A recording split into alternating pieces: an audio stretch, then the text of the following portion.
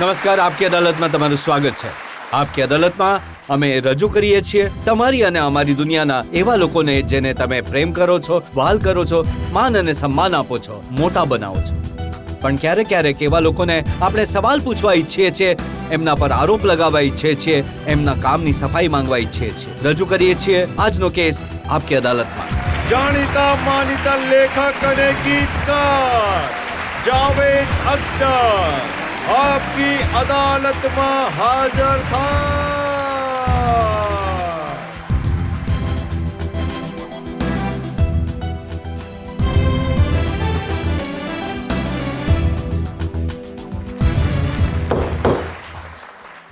આ કેસ શરૂ થાય. તો કેસ શરૂ થાય છે આપકી અદાલતમાં પહેલો આરોપ જાવેદ અખ્તર પર. આપકી અદાલતમાં જાવેદ અખ્તર પર આરોપ છે કે તેઓ કોઈની સાથે સારા સંબંધો નથી જાળવતા. જાવેદ સાહેબ, જે તમારી ફિલ્મોના કેરેક્ટર હતા, ઝંજીરના, એંગ્રી યંગ મેન, એ વાત સાચી છે કે આ હકીકતમાં તમે પોતે એંગ્રી યંગ મેન છો? કરી રહ્યો છું કદાચ.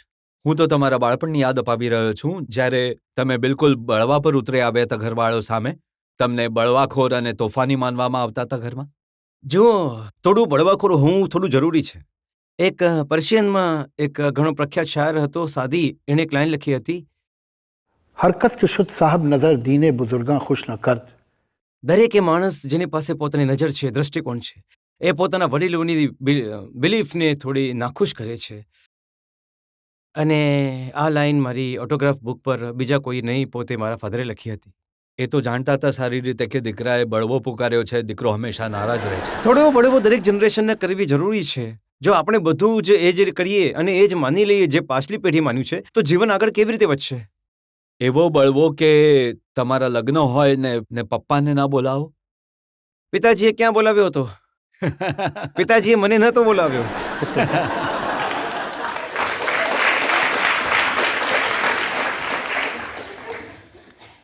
તમારા જીવનમાં આ નારાજગીનો જે રંગ હતો એ તમે તમારી ફિલ્મોમાં દરેક કેરેક્ટરમાં ભરી દીધો. જો આ કેરેક્ટર જેનો તમે ઉલ્લેખ કરો છો, કોઈ એકલા મારા બનાવેલા નથી.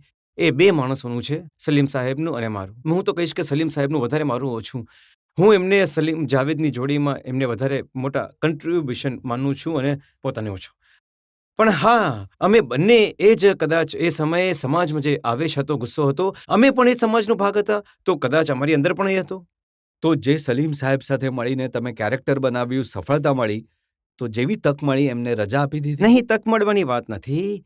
અને એમને રજા નહીં આપી દીધી. કોઈએ મારા માટે કામ થોડી કરતા હતા, પાર્ટનરશિપ હતી. સમયની સાથે લોકો આઉટગ્રો કરી જાય છે, એકબીજાને અલગ અલગ જેવા થઈ જાય છે. સારા ખરાબની વાત નથી, ડિફરન્ટ થઈ જાય છે. અને અમારા લોકો પર પણ એક સમય આવ્યો, અમને એવું લાગ્યું કે કદાચ અમને આગળ સાથે મળીને કામ કરીને એક કામ નહીં કરી શકું જેવું મેં હમણાં સુધી કર્યું છે, તો એના કરતાં કે અમે ખરાબ કામ કરીએ, અલગ કેમ ન થઈ જઈએ? એ સમયે વારંવાર મીડિયામાં એ લખાતું હતું કે પબ્લિક રિલેશનનું કામ સલીમ સાહેબ કરે છે અને લખવાનું કામ જાવેદ સાહેબ કરે છે. બિલકુલ ખોટું. પબ્લિક રિલેશન માટે એક રાઇટર સાથે હું 50-50 પાર્ટનરશિપ થોડી કરી લઈશ. એનું નામ મારા નામના પહેલા થોડી આવવા દઈશ.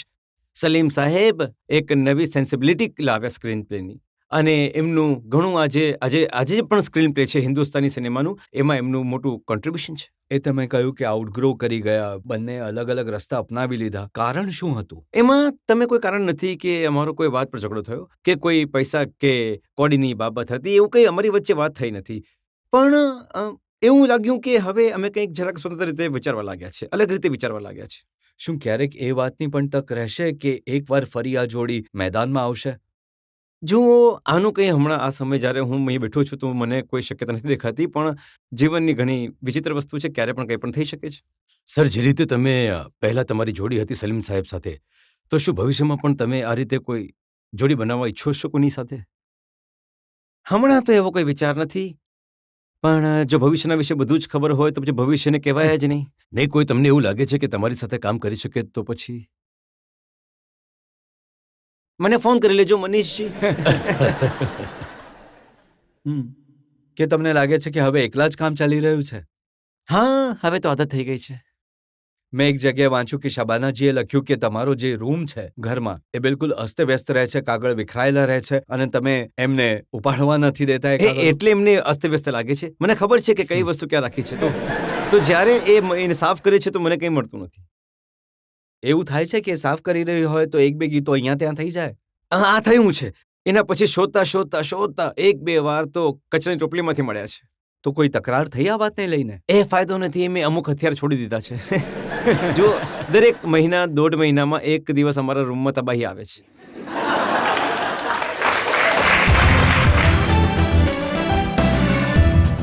જાવેદ અખ્તર પર જનતાના કેસનો વધુ એક દોર, એક બ્રેક બાદ.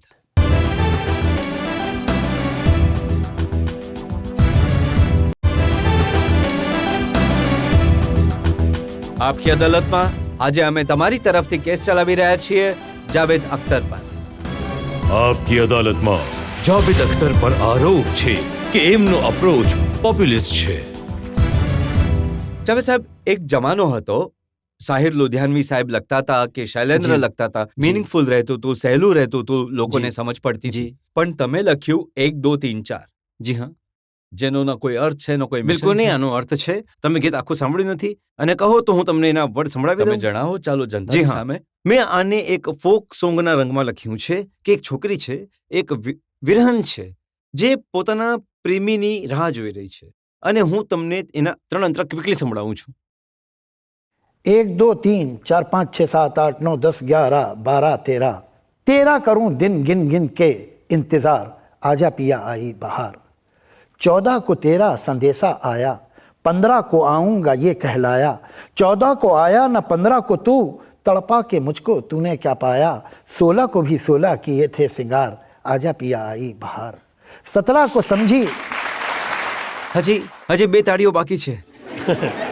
17 को समझी संग छूट गया 18 को दिल टूट गया रो रो गुजारा मैंने सारा 19 20 को दिल के टुकड़े हुए 20 फिर भी नहीं दिल से गया तेरा प्यार आजा पिया आई बहार 21 बीती 22 गई 24 गुजरी 25 गई 25 26 ने मारा मुझे बिरहा की चक्की में मैं पिस गई दिन बस महीने के हैं और 4 आजा पिया आई बहार. શું આ ગીત મિનિંગલેસ છે? 24 ગઈ. હવે તમારો ઝઘડો મારી સાથે નહીં, આ લોકો સાથે છે. આજના જમાનામાં જે ગીતો લખાઈ રહ્યા છે જી, એના વિશે તમને લાગે છે કે એ પણ તો પોપ્યુલારિટી માટે લખાઈ રહ્યા છે? પણ એ પોપ્યુલર થતા નથી. અફસોસ તો એ છે, સાચું એ છે, મેં મારા જીવનમાં આટલા વર્ષોથી સ્ક્રિપ્ટો લખી રહ્યો છું, ગીતો લખી રહ્યો છું. મેં એક લાઈન એવી નથી લખી જેને તમે અશ્લીલ કહી શકો, કોઈ પણ કહી શકે, વલ્ગર કહી શકે. હું જે ગીતો લખું છું એ આ સિચ્યુએશન છે, એ એના પ્રમાણે છે. મેં કેટલા પિક્ચરો છોડ્યા છે, તમે વિશ્વાસ કરો રજતજી. મેં જ્યાં મને લાગ્યું કે આ સિચ્યુએશન તો વલ્ગર છે, મેં પિક્ચર છોડી દીધું. ક્યારે પિક્ચરનું ટાઇટલ નહીં પસંદ આવ્યું તો મેં પિક્ચર છોડી દીધું. કુછ હોતા હે એ તમે એટલે છોડી હતી? મેં એ પિક્ચર પણ નહીં કરી. જો કે મને પાછળથી આ એક પિક્ચર છે જેનો મને અફસોસ થયો કે મેં કેમ છોડી દીધું, પણ મને એનું ટાઇટલ સારું નહીં લાગ્યું. હવે આજે જ્યારે વિચારું છું કે શું ખરાબી હતી એમાં, આ સાચું એ છે. સાફ સુથરી ફિલ્મ હતી. હા, બહુ સરસ પિક્ચર હતી. અને હવે હું એમની પિક્ચરો કરી રહ્યો છું. કલ હોના મેં કરી છે, આગળનું પિક્ચર પણ એમની સાથે કરવાનો છું અને ઘણું સરસ પિક્ચર મારા હાથમાંથી નીકળી ગયું. પણ મને એના ટાઇટલ પર શક થયો હતો. આ શું હોય છે કે કુછ હોતા હૈ, શું અર્થ થાય છે? મેં નહીં કર્યું. તો હું આટલું કેરફુલી કામ કરું છું. તમે વિશ્વાસ કરો કે અગણિત ફિલ્મો, મને એમનો પણ અફસોસ નથી. જો મેં અફસોસ છે તો કુછ હોતા એનો જરૂર છે. એટલે મેં ઘણું બધું સારું પિક્ચર હતું મેં જ્યારે જોયું. બાકીનું મને કોઈ દુઃખ નથી. એમાંથી ઘણી બધી હિટ થઈ. પણ આજના જમાનામાં જૂના ગીતોને લઈને જે રીતના વિડીયો બનાવવામાં આવે છે એનાથી તમને લાગે છે કે શરમજનક. મેં તો એ નહીં કે અહીંયા કહી રહ્યો છું, તો ટીવી પર અને છાપાઓમાં ઘણી વાર એ કહ્યું છે કે આને રોકવું જોઈએ. અને જો જે રીતે તાજમહેલ અને અજંતા અને ઇલોરા આપણા નેશનલ હેરિટેજ છે, એ જ રીતે હું સમજુ છું લતા મંગેશકરનીના ગીત, મોહમ્મદ રફીના ગીત, એસ.ડી. બર્મનના ગીત, અનિલ વિશ્વાસના ગીત પણ આપણા નેશનલ હેરિટેજ છે. એમનું પ્રોટેક્શન થવું જોઈએ. કાલે કોઈ કહેશે કે હું અજંતામાં ફિઝિકલ લાઇટ લગાડવા ઈચ્છું છું, હું આમાં ડિસ્કો ખોલવા ઈચ્છું છું તાજમહેલમાં. એ જ રીતે તમે આ ગીત છે, આ જૂના 40s 50sના આ ગીત છે, એમાં આ રીતનું ડિસ્ટોર્શન અને રેપ નાખી રહ્યા છે, ઝનકાર બીટ્સ નાખી રહ્યા છે અને આટલા ગંદા એના વિડીયોઝ હોય છે. આ મ્યુઝિક કંપનીઝને રોકવી જોઈએ. કોણ રોકશે જાવેદ સાહેબ? સરકાર અ- કાયદો બનવો જોઈએ આના માટે. શું ક્યારે ફિલ્મ ઇન્ડસ્ટ્રીએ ભેગા થઈને આ વાત માટે અવાજ ઉઠાવ્યો છે? ફિલ્મ ઇન્ડસ્ટ્રી ઉઠાવે ન ઉઠાવે, મારો મત તમે પૂછ્યો, મેં તમને જણાવી દીધો. મારો મત આ છે, અને આ મત હું 10 વાર કહી ચૂક્યો છું. આ લોકોને કોઈ અધિકાર નથી કે જૂના ગીતોમાં આ રીતે વસ્તુઓ પણ નાખે. કાયદા હેઠળ તો કોપીરાઇટ એક્ટમાં અધિકાર છે કે જો જો કોઈ છે તો ગીત- ચેન્જ થવો જોઈએ. લો જો કોઈ એટલે કે ગીત ખોટું- વધારે જૂનું છે તો એને જો બનાવી જ્યારે આ શકાય છે. કોપીરાઇટ્સ એક્ટ બનાવવામાં આવ્યો ત્યારે ઘણી બધી વસ્તુઓ હતી નહીં. હવે આજે અતિરેક થઈ રહ્યો છે તો કાયદામાં બદલાવ થવો જોઈએ. જે લોકોએ આમાં મ્યુઝિક આપ્યું છે એમની સાથે પણ તમારી ઓળખાણ છે, એ લોકો કેવી રીતે રિએક્ટ કરે? મારા વિચારે સામાન્ય રીતે એ જ મ્યુઝિક ફેટર્નિટી જે છે એ ભલે મ્યુઝિક ડાયરેક્ટર્સ હોય કે ભલે એ રાઇટર્સ હોય, એમને આ વાત પસંદ નથી. લતા મંગેશકર કે નૌશાદ સાહેબ, લતાજીને તમે પૂછો જરા, કેવું લાગતું હશે? એમને સારું લાગતું હશે? આ મારું લાલ દુપટ્ટા મલમલકા એમનું જે ગીત હતું એટલું સુપરહિટ હતું અને એટલું સરસ ગીત હતું, અને હવે એની શું હાલત કરી દેવામાં આવી છે એની. મેં તો જ્યારે એની 75th બર્થડે હતી તો ત્યાં એક સાહેબ સ્ટેજ પર એમની પણ હિંમતની દાદા પૂછું કે લતા મંગેશકરની સામે ગીત ગાયું, એમ જ રેપ પર. તો એના પછી જ્યારે હું સ્ટેજ પર ગયો, મેં કહ્યું કે લતાજી, હું તમને 2 વસ્તુમાં અભિનંદન આપવા ઈચ્છું છું. એક તો એમની જે 75th બર્થડે છે એના અભિનંદન આપું છું, અને બીજા અભિનંદન એ આપું છું કે જ્યારે તમે આ ગીત ગાયું હતું મેરા લાલ દુપટ્ટા મલમલકા, તો તમારા સપનામાં પણ નહીં હશે કે દુપટ્ટાને એક દિવસ આ રંગમાં જોશો તમે. તમારી શાયરીમાં એક તાજગી છે, એક માસૂમિયત છે, એક સુંદર બાળપણ છે.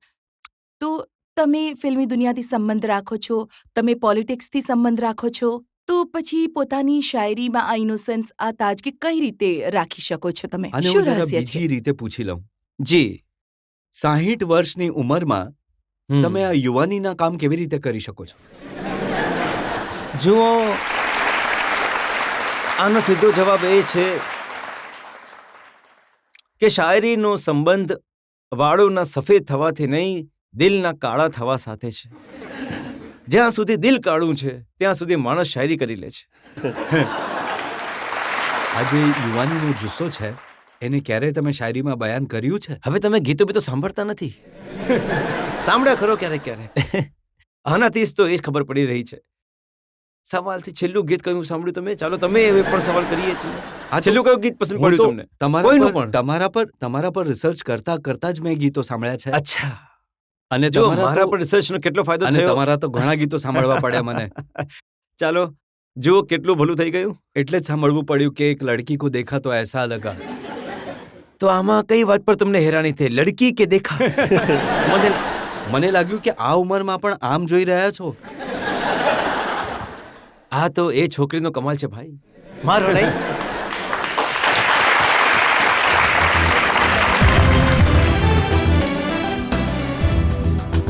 આપકી અદાલતમાં આ કેસ ચાલુ રહેશે એક નાનકડા બ્રેક બાદ.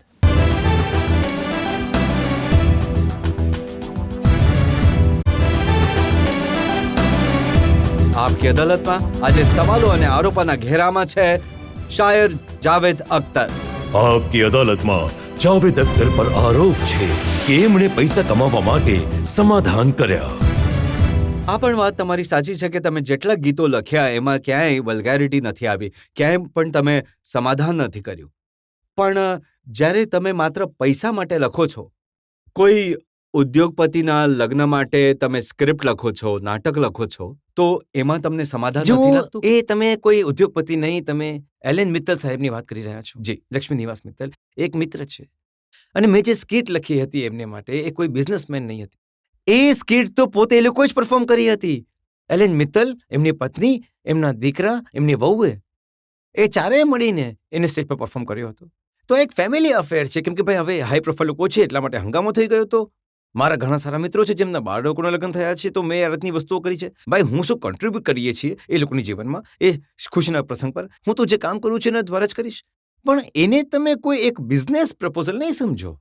પણ એ સમયે તો છાપાઓમાં એ છપાયું કે એ સ્ટીલ પ્યાર વ્યાર આ બધું લખ્યું તમે. નહીં, એવા પૈસા કોઈ માટે. વર્ડ હતા જ નહીં. નહીં સ્ટીલ પ્યાર વ્યાર એવા કોઈ શબ્દો હતા જ નહીં. હજી આ તો પણ ઘણા એમનો- બધા શબ્દો એમની લખ્યા ફેમિલીની કે જે એક કભી- ડિટેલ્સ છે ને, એમના ઘરની જે ડિટેલ્સ છે, એમનો જે પરસ્પર સંબંધ છે, એની ઉપર જ મેં એક ફની જેવો. જનતામાંથી ઘણા બધા લોકો તમને સવાલ પૂછવા ઈચ્છે છે. જી હા, તમે પૂછો. ફિલ્મોમાં દિવસે ને દિવસે નીચલી કક્ષાના સંવાદ જે સ્થિતિ છે, શું તમને હવે આ સમય નથી લાગતું કે તમારે ફરીથી તમારી એ જ કલમ ઉઠાવી લેવી જોઈએ અને કોઈ સારા સંવાદની ફિલ્મ તમે તમારી તરફથી ફરીથી શરૂઆત અને નવા યુગની ફરીથી શરૂઆત તમે કરો. જો આ તો ઘણા અહંકાર અને ઘમંડની વાત હશે જો હું આ રીતે વિચારું કે ફિલ્મોમાં સંવાદ બગડી રહ્યા છે, હવે હું કલમ ઉઠાવીને બધું ઠીક કરી દઈશ. હું આટલી મોટી વાત નથી વિચારતો, પણ હા, જેમ કે તમે ફિલ્મો જુઓ છો, હું પણ ફિલ્મો જોઉં છું. એવું તો નથી કે માત્ર લખતો જ રહું છું. આજે જે ફિલ્મોમાં સંવાદ છે, જે રીતે સામાન્ય રીતે ગીત આવે છે, જેમ એ તમને એ નથી પસંદ આવતા, મને પણ નથી આવતા. મેં એ જ જરૂર વિચાર્યું કે પાછલા દિવસોમાં તો હું માત્ર ગીત જ લખી રહ્યો હતો ઘણા વર્ષોથી. ઘણા દિવસો પછી લક્ષ્ય મેં એક ફિલ્મ લખી. મારો એવો વિચાર છે કે હવે હું ઓછામાં ઓછી એક સ્ક્રિપ્ટ પણ લખીશ વર્ષમાં, અને સારી લખવાની કોશિશ કરીશ. કે કેટલી સારી હશે એનો નિર્ણય તો બીજાના હાથમાં છે. તમે એ કહેવાનું ભૂલી ગયા કે ઘણા વર્ષો બાદ જ્યારે તમે સ્ક્રિપ્ટ લખી તો એ લક્ષ્યની, તો ફિલ્મ વધારે ચાલી નહીં. જી હા, એ તમે પૂછ્યું નહીં કે કેટલી ચાલી, નહીં તો હું તમને જવાબ આપી દઉં. કેમ કે તો એનાથી- તમારા વિશે મારો મત એ છે કે તમે સફળતા અસફળતાને વધારે એ નથી આપતા મહત્વ, તમે સ્ટાન્ડર્ડને આપો છો. તો મને લાગ્યું તમે લક્ષ્યથી ખુશ હશો જ. તમને એ ન લાગ્યું કે એ સમયથી પહેલા એ સ્ક્રિપ્ટ લખી દેવામાં આવી? ખબર નહીં. ફરહાન જે ડિરેક્ટર હતા પિક્ચરના, એમનું તો કામ ઘણું સારું હતું. જે એક્ટર્સ હતા એમણે પણ ઘણું સારું કામ કર્યું હતું. કેમેરા વર્ક તો ઘણું સારું હતું. તો જો એ સુપરહિટ ફિલ્મ નહીં બની શકી, તો ક્યાંક મેં જ ક્યાંક એવું લખ્યું હશે જે દિલો સુધી નહીં પહોંચી શકી હોય. એના પર વિચારવું જોઈએ મારે બીજું. તો એ વિચારવાનું કામ ફરહાનનું છે કે આગળની ફિલ્મ તમારી પાસે લખાવે કે ન લખાવે. હા, સાચું છે, બિલકુલ સાચું છે. અને પહેલી તો એને પોતે લખી હતી અને બહુ સરસ લખી હતી. દરેક સમયના સુપરહિટ ગીતોની પાછળ એક નામ જાણીતું છે, એ છે જાવેદ અખ્તર. તો તમારા મનમાં કોઈ પોતે લખેલું છે જે તમે હંમેશા તમને યાદ રહે, કે ગીત જે તમે લખ્યું હોય, સોંગ, તમારું કોઈ ફેવરેટ સોંગ કયું છે? હું તમને બિલકુલ સાચું કહું છું, મારું પોતાનું કોઈ ગીત મારું ફેવરેટ ગીત નથી. થાય છે શું છે કે જ્યારે તમે ગીત લખી રહ્યા છો કે એમાં ડૂબેલા છો અને એવું લાગે છે કે ઠીક છે થઈ ગયું છે, તો એ સમય ઘણું સારું લાગે છે. પછી રેકોર્ડિંગ થાય છે, ઘણું થ્રિલ થાય છે, 1-2 દિવસ સુધી યાદ રહે છે. પછી બીજા ગીતમાં ઇન્વોલ્વ થઈ જાઉં છું, પછી એ ઘણું ઇમ્પોર્ટન્ટ થઈ જાય છે. તો આજે ને હમણાં જે તમે ગીત લખ્યું હોય એ કહી દો. જો હમણાં ગયા અઠવાડિયે ગીત મેં સુનામીના સિલસિલામાં લખ્યું હતું. એ ગીત એણે મારા દિલને જરૂર સ્પર્શી લીધું હતું. जिंदगी पुकारती है, आओ हम तुम भी मिलके पुकारें. जिंदगी कब हारती है, आओ हम तुम भी दुख से ना हारें. जख्म धरती के तन पर है कारी, कितने दिल हैं जो हमसे हैं भारी. दर्द की लहर है, जहर ही जहर है, आओ ये जहर मिलके उतारें. जिंदगी पुकारती है.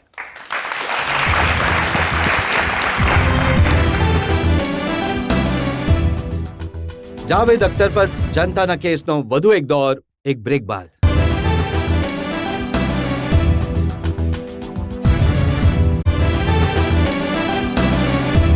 આપકી અદાલતમાં આજે કઠેડામાં હાજર છે ગીતકાર અને સ્ક્રિપ્ટ રાઇટર જાવેદ અખ્તર. આપકી અદાલતમાં જાવેદ અખ્તર પર આરોપ છે કે તેઓ અડધા પોલિટિશિયન છે. તમે અડધા પોલિટિશિયન છો, કેમ કે રિલક્ટન્ટ પોલિટિશિયન છો. તમે રાજનીતિમાં એક પગલું મૂકો છો અને 2 પગલાં પાછળ હટાવી લો છો. તમે મને રાજનીતિમાં પગલું મૂકતા ક્યારે જોયો છે? તમને અમે જોયા વેસ્ટ બેંગોલમાં કેમ્પેન કરતા હતા. જુઓ, ડેમોક્રેસી જે છે એ આ બેઝિસ પર છે કે દરેક સિટીઝન જે છે એ રાજનીતિમાં ઇન્વોલ્વ છે. વોટ આપવો તો પોતાનામાં જ રાજનીતિ છે. તમે એક પાર્ટીને વોટ આપો છો, એક પાર્ટી નથી આપતા. તો પોલિટિક્સમાં તો દરેક નાગરિક ઇન્વોલ્વ છે અને એણે એવું હોવું જોઈએ. ક્યારેક તમને જ્યારે લાગે છે કે જરૂરી છે બોલવું, અને જે તમારા ગુડવિલ અને જનતાને તમારા પર કોન્ફિડન્સ રાખ્યો છે, તમને પ્રેમ આપ્યો છે, તો તમારું કર્તવ્ય બને છે કે જે વાત તમે સાચી અનુભવો છો એ લોકોને કહો. તો હું કરી દઉં છું. અંદરથી ઈચ્છો છો રાજનીતિમાં એક ડગલું આગળ ભરો છો? નહીં, જુઓ, જો કેમ્પેનના બહાને રાજનીતિનો ભરી લો મતલબ એ છો? છે, જો રાજનીતિનો અર્થ એ છે કે કોઈ પોલિટિકલ પાર્ટીને જોઈન કરવી, તો હું નથી ઈચ્છતો. હું કોઈ પોલિટિકલ પાર્ટીને જોઈન નહીં કરીશ. હું એક નાગરિક છું જે વિચારે પણ છે, જુએ પણ છે ને બોલે પણ છે. પોલિટિકલ પાર્ટીને જાવેદ સાહેબ તમે એટલે જોઈન નથી કરવા માંગતા કેમ કે તમારે એના અનુશાસનમાં રહેવું પડશે. બિલકુલ સાચું. અને એનું સત્ય મારું સત્ય થઈ જશે એ મને નથી જોઈતું. હું તો એ જ બોલવા ઈચ્છું છું જે મારો વિશ્વાસ છે. જો મને કોઈ વાત ખોટી લાગે છે તો હું બોલીશ, મને સાચી લાગે છે તો હું સાચી કહીશ. જો હું કોઈ પાર્ટીમાં જતો રહ્યો તો જે પાર્ટી કહે છે કે નહીં આના વિશે નહીં બોલો, તો મારે ચૂપ રહેવું પડશે. તો તકનો લાભ થયો. આજે નહીં. આ સારા, કાલે તે સારા. નહીં, જે સાચું, જે સમય જે વાત સાચી છે તે બોલો. અહીંયા તો પોલિટિક પાર્ટીઓમાં તો પછી ઘણું એ આવી જાય છે, પોલિટિકલ એક્સપીડિયન્સી. ભાઈ, આ વાત કહેવી ઠીક નથી. મને કોઈ ડર નથી, મારે થોડી વોટ લેવાનું છે. તો હું જે ઈચ્છું, મને જે સાચું લાગે હું બોલી દઉં. જે સમયે અટલ બિહારી વાજપેયીની સરકાર બની એ સમયે તમારો ઇન્ટરવ્યુ જોયો, તમે કહ્યું કે એક ઘણી સારી સરકાર આ લોકો મેં ચલાવી તો ક્યારે રહ્યા છે. નથી કહ્યું એવું. તમે મને બતાવો. હું તમને ઉદાહરણ બતાવું છું. તમને પૂછવામાં આવ્યું કે બીજેપી પાવરમાં છે, 18 પાર્ટી કોએલિશન સરકાર છે, how do you foresee the future? જવાબમાં તમે શું કહ્યું એ જરા સાંભળી લો. In all fairness, political adversaries of the BJP have to admit that the top party leadership is extremely sensible. They are also politically very competent, so I don't think they will let this coalition fall apart very easily. મેં તો નહીં કહ્યું કે ઘણા સારા લોકો છે આ. મેં તો કહ્યું કે સેન્સિબલ. તમે કહ્યું સેન્સિબલ છે, Sensible છે. competent છે, બીજું શું કહેશો જો તમે? જો અને આ પૂરો સમય શાસન ચલાવી લે છે, એમણે ચલાવી પણ લીધું. તમે ખોટું શું કહ્યું? તમે એમને Did I say that they are very good people? Did I say that their policies are right? I said they are competent. જો તમે Even a common man can be competent. Javed સાહેબ Even an outlaw can be very competent. એક પ્રામાણિક માણસ પણ competent હોઈ શકે છે, એક ભ્રષ્ટ માણસ પણ કોમ્પિટન્ટ હોઈ શકે છે, પ્રમાણિક માણસ પણ ઇન્કોમ્પિટન્ટ હોઈ શકે છે. હવે તમે તો તમારા જો- શબ્દોની જાદુગરીનો ઉપયોગ કરી નહીં, રહ્યા છો નહીં, નહીં, પોતાને ડિફેન્ડ કરવા માટે. હું એ નથી કહેતો કે સારા માણસ છે. શું મેં એમના વખાણ કર્યા? શું મેં એવું કહ્યું કે તેમની પોલિસી સાચી છે? અમે તો વિચાર્યું કે તમારો ગ્વાલિયરનો સંબંધ હશે અટલ બિહારી વાજપેયી સાથે. એ પોતાની જગ્યાએ એ એક અલગ વાત છે. એ એક અલગ વાત છે, પણ જ્યાં સુધી પોલિટિક્સની વાત છે, જ્યાં સુધી એની વાત છે, એમાં ઓબ્વિયસલી મેં તો ક્યારે છુપાવ્યું નથી. મેં તો 2500 ઇન્ટરવ્યૂઝમાં ટીવી પર બેસીને, છાપામાં બેસીને, એ અટલ બિહારી વાજપેયી સાહેબ, અડવાણી સાહેબ હોય, જ્યારે પ્રાઇમ મિનિસ્ટર હોય, હોમ મિનિસ્ટર હોય, હું એમનું નામ લઈને એમની વિરુદ્ધ બોલ્યો છું. અને ગુજરાત પછી તો એ ગ્વાલિયરનો સંબંધ પણ નહીં રહ્યો. પણ જાવેદ સાહેબ તમને તો બંને તરફથી પડે છે. પડવા દો, એની ચિંતા કોને છે? મારે લેવાનું શું છે કોઈની સાથે? હું તો યાદ અપાવી રહ્યો છું તમને એ મુસ્લિમ નેતાઓની જેમણે તમારા પર જાત જાતના આરોપો લગાવ્યા છે. એ તો એમણે ઘણું સારું કર્યું. મારી ઘણી ઇજ્જત વધે છે આ વાતોથી. સંભળાવો. એમણે કહ્યું કે Javed Akhtar and the so-called reformists have no moral right to speak about talaq. Did Akhtar marry according to the Muslim personal law? He did a registered marriage in court. If he does not follow the Muslim personal law, what right does he have to talk about reforms in the Muslim personal law? આ વાતનો હવે શું જવાબ આપું? કોઈ જવાબ આપવા લાયક વાત છે?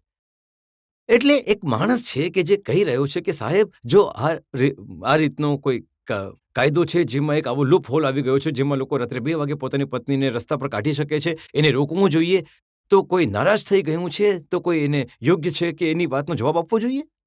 આ વાતનો જવાબ તમે આપશો કે ઉર્દુ ટાઈમ્સે સતત તમારી વિરુદ્ધ લગભગ 20 મૌલવીઓના સ્ટેટમેન્ટ અને આર્ટિકલ છાપ્યા અને બધાએ કહ્યું કે જાવેદ અખ્તરે કમ્યુનિઝમ છોડીને સૌથી પહેલા ખુદામાં વિશ્વાસ કરવો જોઈએ, એના પછી ઇસ્લામની વાત કરવી જોઈએ. જો હું તો ઇસ્લામની વાત નથી કરતો. એટલે કે જે વસ્તુમાં તમને ઘણી ઓથોરિટી ના હોય એના પર બોલવું નહીં જોઈએ. હું તો ધર્મની વાત નથી કરી રહ્યો. હું તો માત્ર એક વાત જાણવા ઈચ્છું છું કે અમુક વાતો હું પૂછવા ઈચ્છું છું, સવાલ કરું છું. ઉદાહરણ તરીકે જે મુસ્લિમ પર્સનલ લો છે એમાં આજ સુધી એગ્રીકલ્ચરલ પ્રોપર્ટીમાં દીકરીનો હક નથી. શું આ કુરાન અને ઇસ્લામના પ્રમાણે છે? હું પૂછવા ઈચ્છું છું. આનો મને કોઈ જવાબ આપે. હું એ પૂછવા ઈચ્છું છું કે જે લગ્નની બાબતમાં જે લોસ છે એ સિરિયામાં, ઇજિપ્તમાં, ઇન્ડોનેશિયામાં, હા તો એ છે કે પાકિસ્તાન અને બાંગ્લાદેશમાં જે કાયદા બનાવવામાં આવ્યા છે એ આપણા દેશમાં કેમ નહીં હોઈ શકે?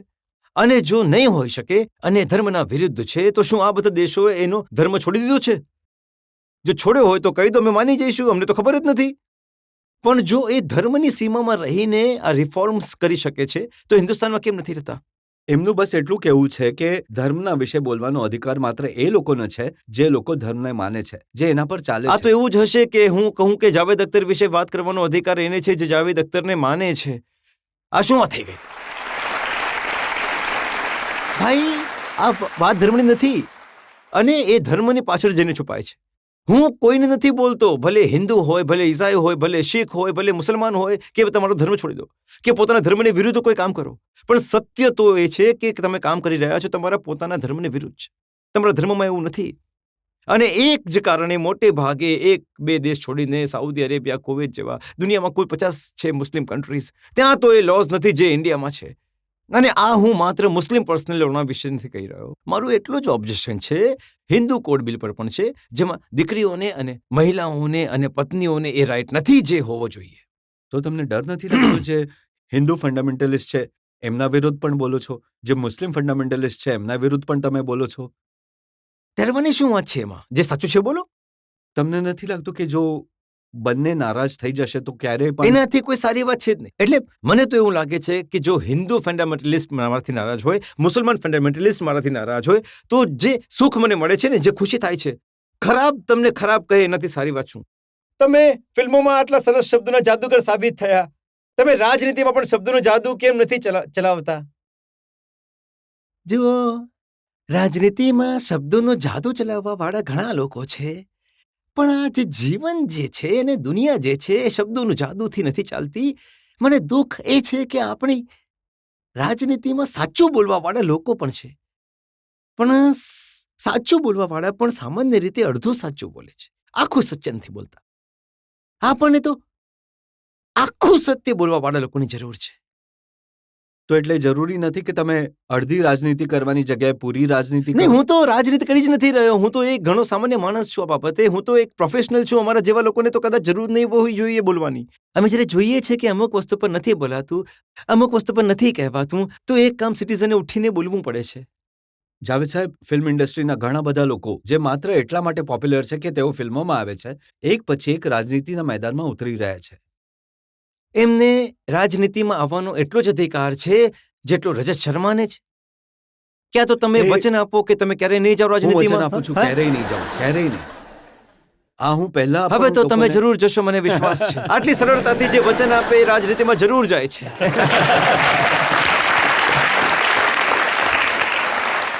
કારણ કે ઓછામાં ઓછું તમારી જેમ તો નથી કે પોલિટિકલ પાર્ટી માટે કેમ્પેન કરીને પાછા આવીને કહું કે હું રાજનીતિમાં નથી. કોઈ નવાજ નથી. કાલે તમે કહેશો કે પોલિટિકલ પાર્ટીને વોટ આપી દીધો અને કહે છે કે રાજનીતિમાંથી.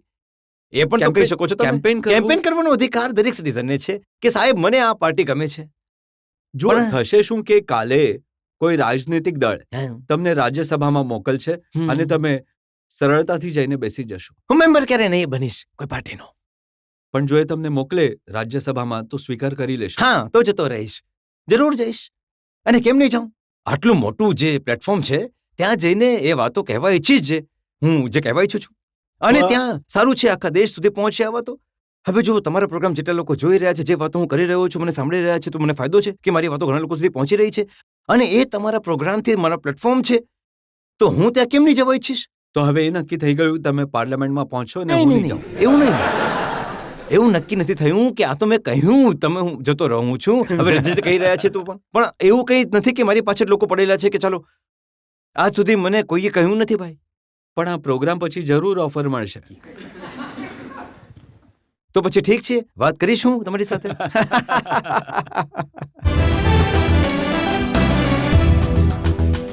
આ હતા આપકી અદાલતમાં અમારા આરોપો જાવેદ અખ્તર પર. એમની સફાઈ આપણે સાંભળી. હવે સમય છે આજની કાર્યવાહી પર. આજના જજ જાવેદ નકવીના નિર્ણયનો. તમામ દલીલો અને પુરાવા સાંભળ્યા પછી અદાલત કોઈ નિર્ણય પર નહીં પહોંચી શકી. જાવેદ અખ્તરની હાજર જવાબી અને શબ્દોની હેરફેર જે છે એનાથી તો કોઈ પણ પ્રોફેશનલ માણસ પણ સહમત થઈ શકે છે અને કેસ જીતી શકે છે. પણ એમને પોતાનું ડિફેન્સ જે છે ઘણું જ જોરદાર કર્યું છે અને કદાચ એમાં એક મેસેજ પણ છુપાયેલો હતો. બની શકે છે કે કોઈ શાયરે એમને માટે જ એ કહ્યું હોય कि जाहिद तंग नज़र ने मुझे काफिर जाना और काफिर ये समझता है मुसलमान हूं मैं. તો પણ સાથે જાવેદ સાહેબની સાથે એક વસ્તુ હજુ છે કે એમની પાછળ એમની જે પરંપરા છે, એમની જે લેગેસી છે, જેમાં મિજાઝ અને નજેસાન અખ્તર જેવા લોકો છે એમની પાછળ, તો એમાંથી કંઈક એમણે એવું કંઈક ચોર્યું છે જેમને પ્લેઝરિઝમ કહે છે. તો હું ઈચ્છીશ કે છેલ્લે એમની સજા એ છે કે એ પોતાના મામાના કોઈ એક શેરથી તેઓ આ પ્રોગ્રામને સમાપ્ત કરે.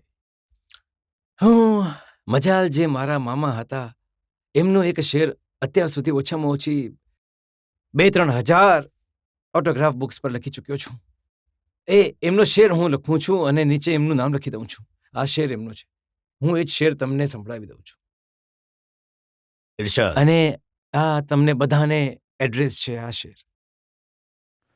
उनका करम है उनकी मोहब्बत, उनका करम है उनकी मोहब्बत, क्या मेरे नगमे क्या मेरी हस्ती. सुभान अल्लाह.